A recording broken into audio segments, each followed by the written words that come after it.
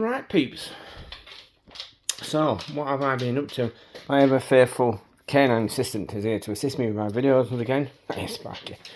Right, so, Bog Yeller. What have I been doing with Bog Yeller? Well, not a huge amount per se. The plan was to make... Right, well, bit of backstory. I've been watching videos for ages now of this, the Traction Hobbies 1/8 F350. Now, I would really like one of these, but for me to get one of those in this country, we're talking like £700, sort of between $600 and $700, £700-ish, sort of. And I can't afford one of those. So I have this 1/6 F350. It's an older F350, but I do have it. And I thought to myself, it's had Wraith aluminium axles underneath it. It's been like a crawler build, and me and my daughter trashed it. So it's also been an extended Emax chassis before, and that always just worked. It never broke. It always just ran. It wasn't particularly capable off-road, but it was sort of like halfway between a Scaler and a Basher, which is what these are doing at the moment. Traction Hobbies have one, Kyosho have the Tundra TRD Pro, Traxxas have the Slash F350 Scaler.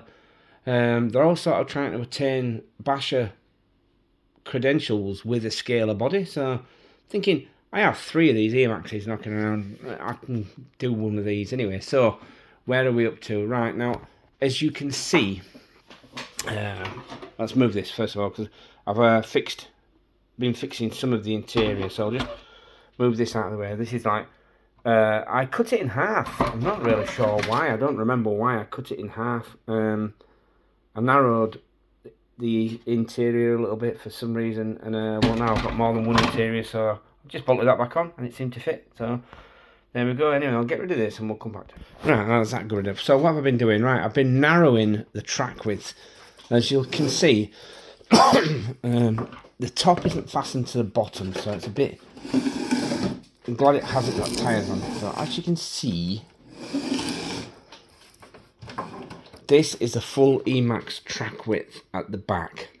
I think it's just about 30 centimetres or 300mm from outer rim edge to outer rim edge. So I thought, that is no good for a truck like this. I mean, look out, practically the entire wheel sticks out. So I thought to myself, what can I do to affect scale realism? So I've narrowed it at the front, and as you can see now, it is much narrower at the front. I'll show you. I've got these. The top's gone. Bear with me one moment. Right, top back on. Right, now I have wheels for this. Now, I had some of these 3.8 Traxxas Emax wheels, and one of them is severely damaged. Yes, it's completely rounded. It's like a friction fit. If you tighten it hard enough, it sort of attains some grip until you reach a certain amount of acceleration, and then it just spins. So these wheels have been sat knocking around, and they're quite expensive to replace now. But they're such a cool rim. I thought I'll find a use for them. So I took the tyres that came off the original Mega Motors F350 lowrider, and they more or less fit. They're just, these are 3.8 wheels, and these must be like just over that. So they look a bit unsightly. These aren't going to be the finished wheels for this. The finished tyres for these wheels. It may not even be the wheels that end up on this, and I'll put them on it, and I'll show you why in a minute. But yeah, so I'll take the body off now, and I'll show you what I have done. And by the way, this is almost finished now. There's just some little niggles to sort, like some trim work at the front and some bits and bats. But yeah, this is working. It's rained for like a solid 3 weeks. It's been cold and rainy, and I wanted to get it out while it was still warm and sunny. I made my own extended skid plate, copied the original, and I need to paint the back arms black to match the front. But that is pretty much done. It just won't quite fit a full-size lipo in it. I'm just assuming, there's a build series for this. This is 4-wheel drive. I don't know if I've actually mentioned it in my normal update videos, but this is now full-time 4-wheel drive. As you can see. Like I say, I have a build video on this, publishing it in various parts. So if you're interested in that, go check it out, mates. Go check it out. Right, so this, let's take the body off and I shall show you what I've got. Ooh, I try not to break it. Yeah, I should take the wheel off really. Right, so what have I done? I've always thought Traxxas missed an opportunity with this platform. I mean, I know it's old and it's been discontinued now, but I always thought if they just put shorter arms on it, they could have made it a rally car, they could have made it a scaler, you know, they could have done a lot more with it because the diffs are pretty tough. The centre gearboxes are pretty, I've never broken one and I've given this some stick.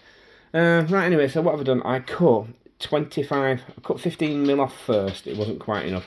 So I cut another, I haven't got that piece, are you? And then I cut another 10 mil or so. I've cut 25 mil off in total. And of course you have to cut the drive shafts as well. Although I did cut more off the drive shafts than I need to do for some reason. I'm not sure what happened there. But yes, so they are quite generously oversized on the Traxxas. They give you quite a length. Now I have weakened them slightly because this pin now goes all the way to here. So I may form some pieces of... Excuse me. Would you like to leave that truck alone? Thank you very much. Yeah, thank you. Good talk, good talk. Right, she's nudging the truck.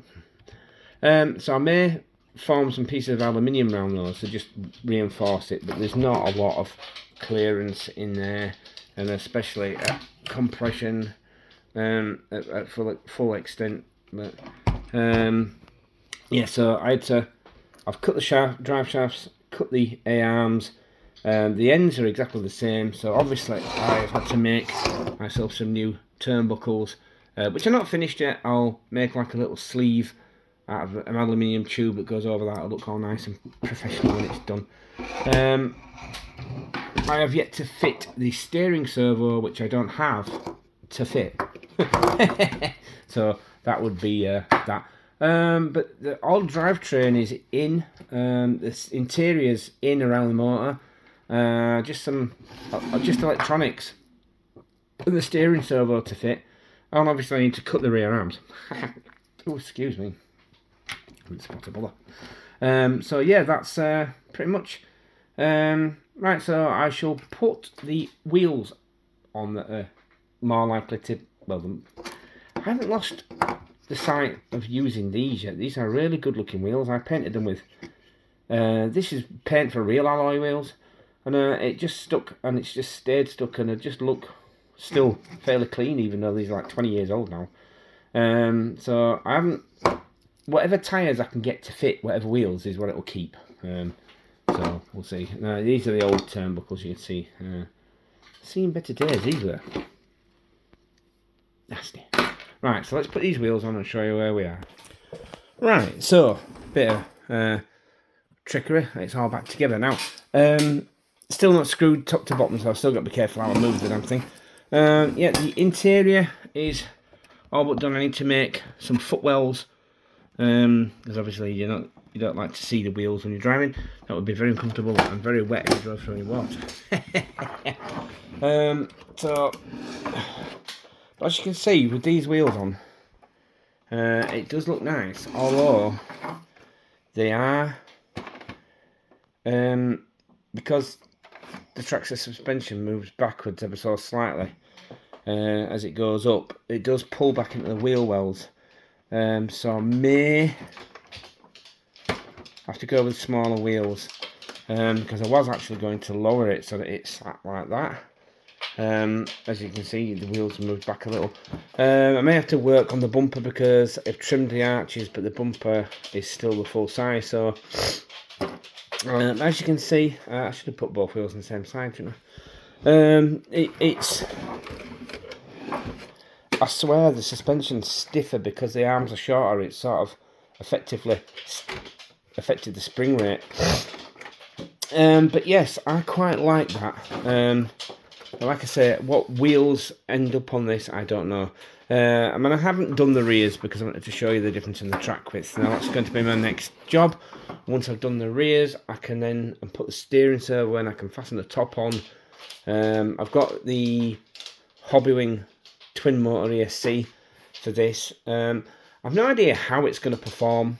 With these tyres on, it will drift, I would have thought, because they are plastic. I mean, they are literally plastic tyres. Even the crappy car that it was originally, it used to drift slightly with these tyres on. My dog's waiting to go out to use the toilet facilities, so I'm going to have to call her to draw. So that's it, that's where I'm at. Any more questions about the 4x4 Blackfoot? Like I say, a separate build video for this. This is nearly finished. I don't know what I'll be starting next, but there we go.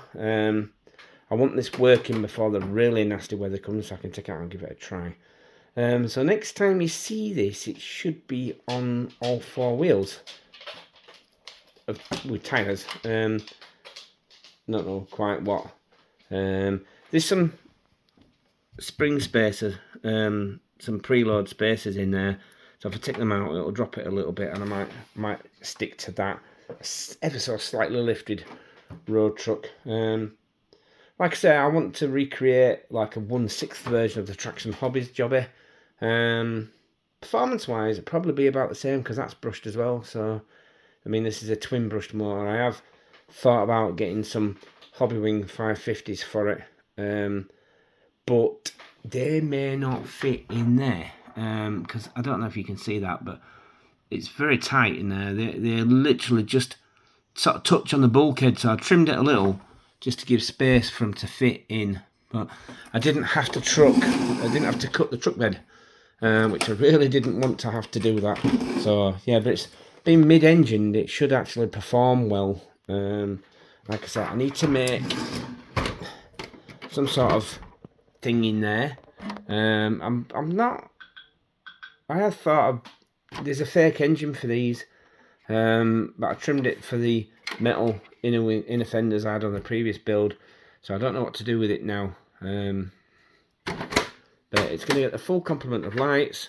I've bought some E10 bulbs that are used in cars and lamps and stuff for that. They're supposed to be 6 volt, but when you put 6 volts in them, they are very dim. So I don't know if they're faulty or if I'm doing something wrong, but you can overvolt them. I don't know how long they'll last. I put like 7.4 volts in and they were pretty bright then, so just running them straight from the LiPo. Anyway, so there we go. Looking much more scale now. Thanks for watching, guys, and more soon.